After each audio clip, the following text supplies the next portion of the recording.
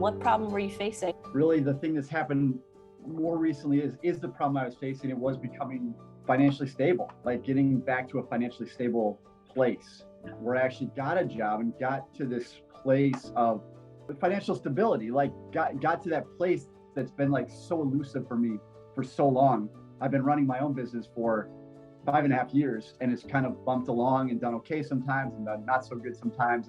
And really, I had a lot of limiting beliefs around jobs and employment, and really around money and a lot of these things. And like through magic or something, through this, obviously, but it feels like this last month it's been just a huge time of change. Not that they're all gone, but I really do think that the extent to which I've been able to, through this, work on those limiting beliefs and do parts integrations about the parts of me that were resistant to getting a job, and bring those in, like transforming these qualities and seeing changes in my life that are substantial in my brain, the way I think, the way I process, the way I run my household. But to see like actual changes in the direction of my life so quickly has been super awesome. It's been very, very cool.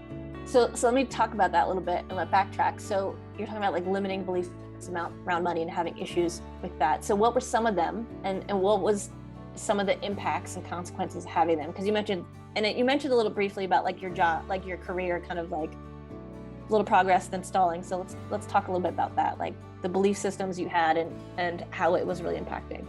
Sure. So some of the belief systems I had around jobs were that I could never have a job that I enjoy, because I've had the ones I had before were not good jobs. Like I really didn't like them. Probably one of the main ones actually is this limiting belief that I need to be present all the time in every way for my kids or my girlfriend, like to always be there and to kind of craft my life around being present. When I started my business, the kids were young. They're 7 and 9 now, but they were, 5 years, subtract 5 from that. And that's what they were then. And really moving into having my own business, I felt really good about that because I could spend a lot more time with them. But to a large extent also have made that the benchmark, like a benchmark of my parenting. But that like getting a job would make me less of a dad or less of a partner, less of a romantic partner to kind of move in this direction. And that was tough. Or another one is that I wouldn't be an entrepreneur anymore. That I wouldn't be running my own business, and I've taken a lot of identity out of that and made that a big part of my identity that, I do run my own business. And so overcoming that is like a foundational part of my identity was also a big part of the limiting beliefs that I've overcome through working with self-concept.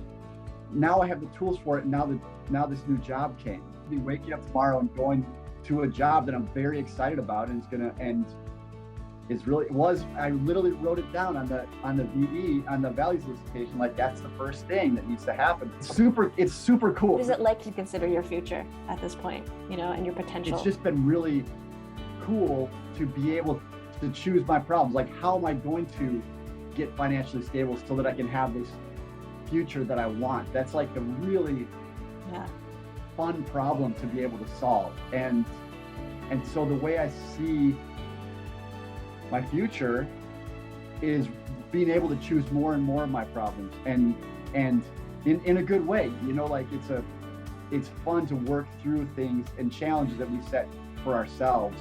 I feel like it's all in line with where I want to be going. So I'm very excited about it.